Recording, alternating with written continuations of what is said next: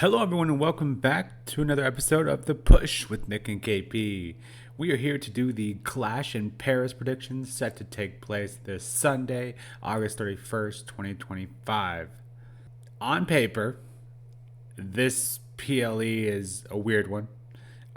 Goes back to the five match format that we kind of got accustomed to, and then kind of got a few that weren't, bigger than. This is definitely feeling like a B rated pay per view. I think that's fair to say. Yeah, only two title matches, and the other three are non-title but feature big people, big superstars, and that of John Cena, Roman Reigns.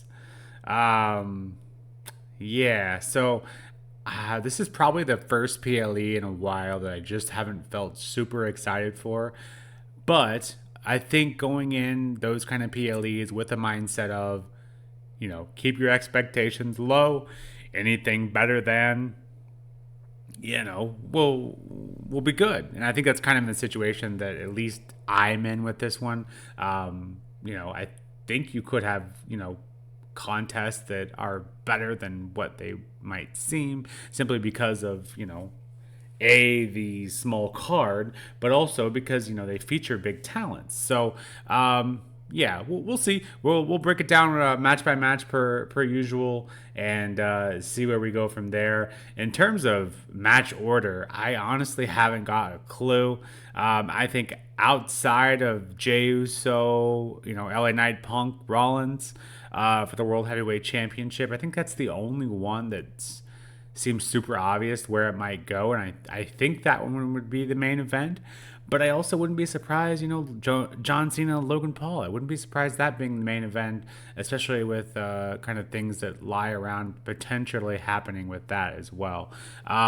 But in the grand scheme of things, and I've kind of thought about this some more, obviously that Stephanie Vaquer match was supposed to take place here, originally going to be Naomi. Obviously that couldn't happen, but then they kind of pushed that off, and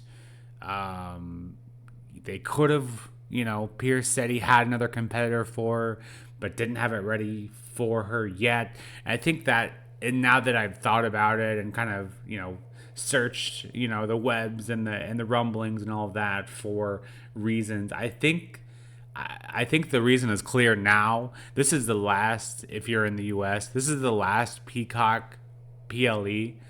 And then after this, it's going to ESPN. Obviously, that is a week less than a month from now. So, not very long. And so I think what's really happening here is things are getting pushed. The AJ Styles, Dominic Mysterio is another good example. Why couldn't that match be on here? Why is that on the Monday after? I think we're simply pushing off to WrestlePalooza, that first PLE for the ESPN era. I think any of these huge contests, I think are being pushed off to that PLE. For better or worse, this is going to be but an appetizer, a pre-show, if you will, and then WrestlePalooza, they're going to pull out all the big stops. So we'll get through this. We'll make it work. Like I said, going in here with super low expectations, the worst that can happen is, you can say you were right. So that's kind of how I'm treating this from here. Getting into the first match, like I said, I really don't have a clue how they're going to do this in terms of, match order. I think there's opportunity for this to be the first match, and I think there's opportunity that Cena Paul could be the first match. I think it's one of those two. I think depending on who they're going to have win, and we can talk about that here a bit more. I think depending on who's going to win, I think will determine who comes out first. So if this match starts off, then I think the winner here is pretty obvious. But if John Cena Logan Paul starts off, I think the winner could be pretty obvious there as well. So I think it all kind of depends on the card, and you could say that for a lot of PLEs, I suppose. But let's pretend, just for the sake of this video, let's pretend that this is going to be the first match. We have Roman Reigns, the Tribal Chief, going up against the Tribal Thief and Bronson Reed. And I think this one's tough because obviously Roman is very, very much part-time this day and age. And so I think that's kind of twofold. Roman just said, big things are in store for him. Well, after this PLE ends, we're in September. So we have 4 months left of the year. So if big things are coming for him this year and obviously leading into next, I think he said, you have to start that at some point. So is this kind of the push-off point of that?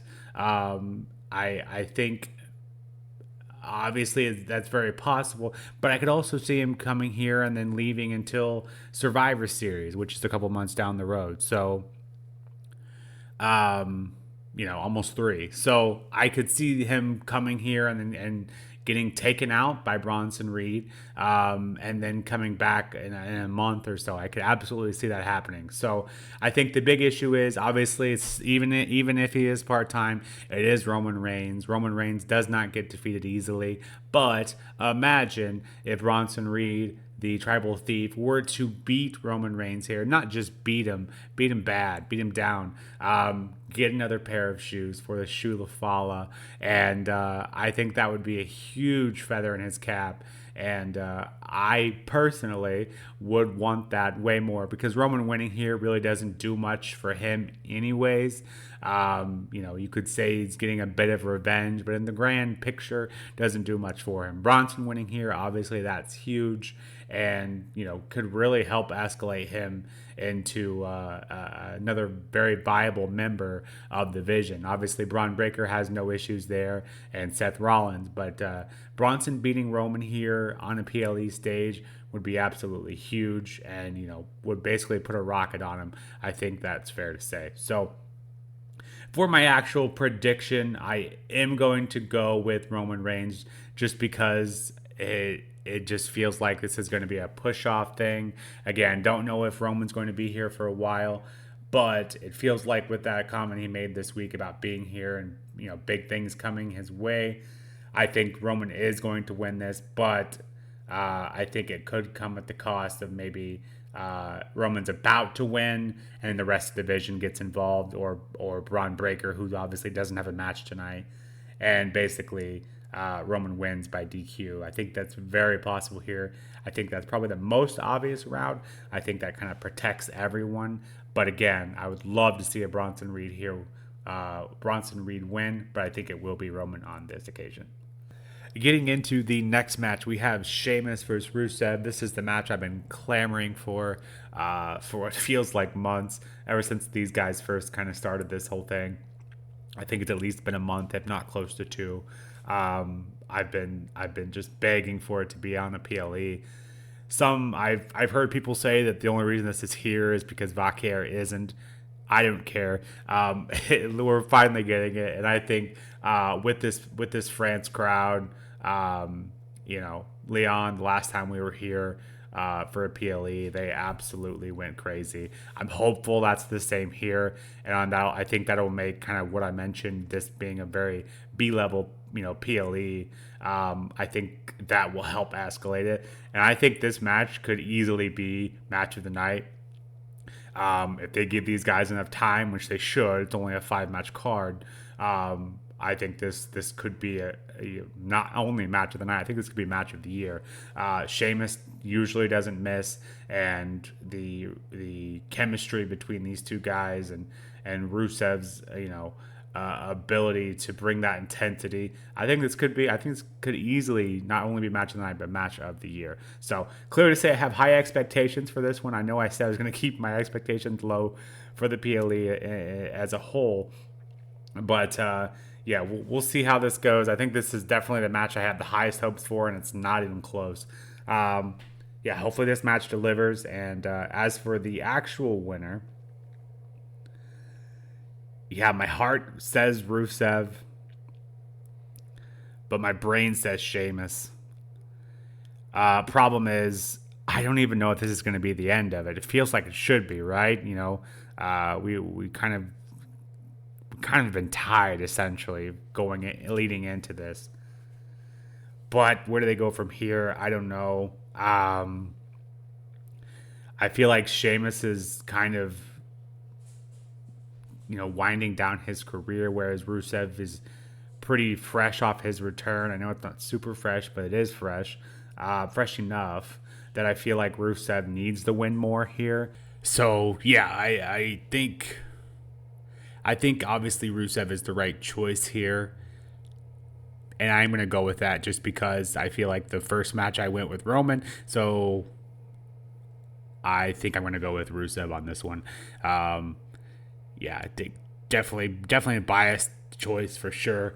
But yeah, I'm going to go with Rusev for this one and hopefully kind of escalate him into some sort of title picture. Getting into the next match, we have John Cena going up against Logan Paul. This one is pretty tough too. Similar to the first match, I think there's an obvious winner, and then I think there's a potential for really skyrocketing the opponent. Obviously, this time being Logan Paul. Yeah, I think beating Cena isn't what it used to be. Thinking back to like when Solo beat Cena, we thought that it was main event or bust, immediately for him, and it really didn't pan out. Obviously, you could probably argue the opposite of that. Actually, it seemed like his career kind of slowed after that, like they didn't know what else to do with him for a while. So, yeah, I think it goes without saying, but I'm going to say it anyways. Interference here is definitely a possibility in this match, especially setting that up for, WrestlePalooza. But I think the big question is, will it happen during or after the match? Obviously, the interference doesn't really help anyone, but it could potentially keep them safe or protect them. Does John Cena really need protected at this point in his career? I would argue no. But is he also going to eat a bunch of losses in his retirement tour? I don't think that's true either.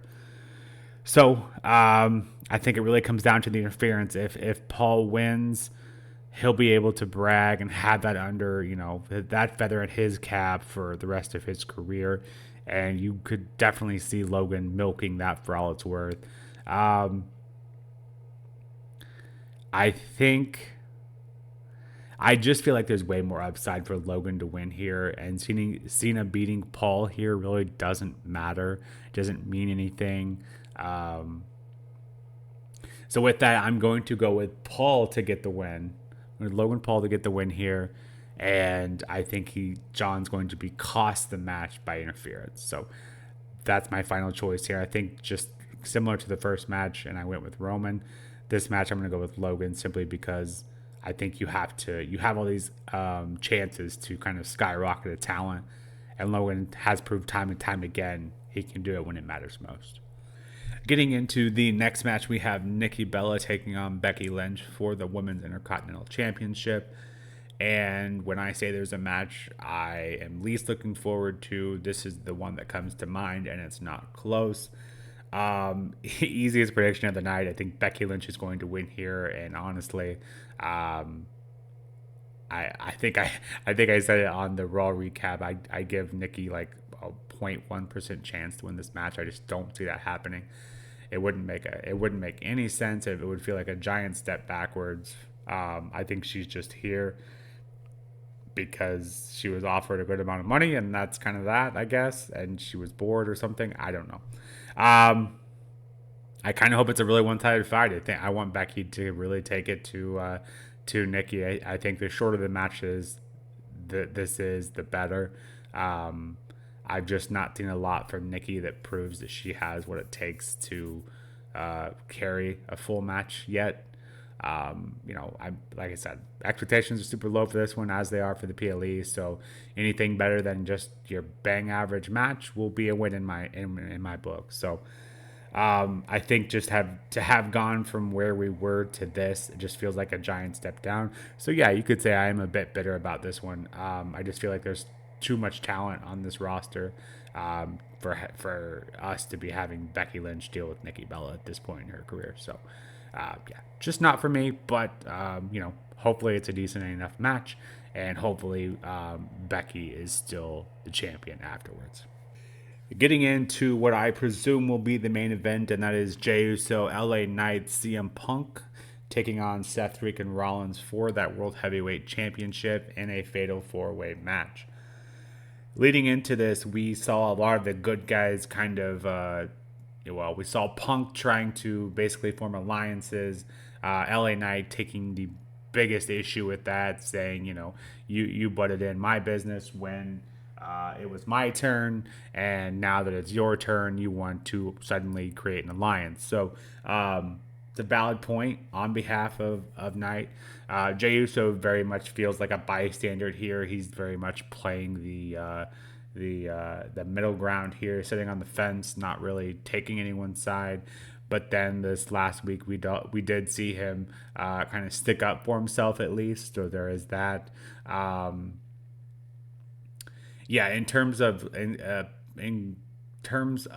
chances to win, I would say about 90%, 95% Rollins to retain. He just got the title. B, he's a part of the biggest faction in WWE right now.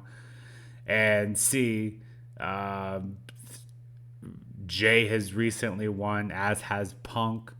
I don't see them winning again to take it off Rollins. The only one that hasn't won is LA Knight, and I don't see them letting that happen, them being WWE, letting that happen at, again, a B-level pay-per-view. So, I would say pretty confidently here that I do think Seth is going to retain. I just hope that it's a good match, and I think it should be. And I hope that LA Knight gets his one-on-one chance, because it does very much feel like he is kind of the one that got kind of screwed over here. And then I'm not sure what we take away from this, though. Again, if LA Knight gets his rematch, one-on-one with Rollins eventually, that'd be great. But in terms of Jay and Punk, what do they do from here? I'm just not really sure. Maybe they just go on their separate ways, and that's kind of the end of it. But it feels like with this many egos in the ring at the same time, we're bound to have some sort of fallout. So, I guess we'll have to wait and see. But yeah, definitely have Rollins to retain here. And I would be shocked if the Vision does not come into play here as well. I don't know if that will include Bronson Reed as well. Obviously, he has a match tonight. But if the card is arranged the way I think it is going to be, then to have Bronson kick off the night, he'll very much be able to help out here. And Braun Breaker, obviously, I think will probably get involved in the first match, and will probably get involved in this one as well. That's just the way Division does these things, right? Confidence in this one for sure. The last two for sure, but the first three just definitely a coin flip. I could see going either way. So, yeah, with that, this has been the Clash in Paris predictions. Like I said, not a ton going for it. I feel like this one kind of got screwed over a bit with that WrestlePalooza ESPN merger. I think that's definitely playing a part here. And then, just kind of unfortunately, I just going to keep my expectations low. Anything we get will be much better than that. And I hope we come back here on Monday and we're doing the reactions and everything this was way better than I thought it'd be. I thought it was going to be. I shouldn't have had my expectations so low. That's where I hope we are. But we shall wait and see. But regardless, it should be fun. The crowd, like I said, the crowd there should make it better than what it is. So they'll at least have that going for them. So with that, this has been our Clash in Paris predictions, and we will be back shortly with the SmackDown recap. That'll be Sunday, and then the Clash in Paris reaction video will be on Monday. So this has been another episode of The Push with Nick and KP, and until next time, we'll see you then. Take care.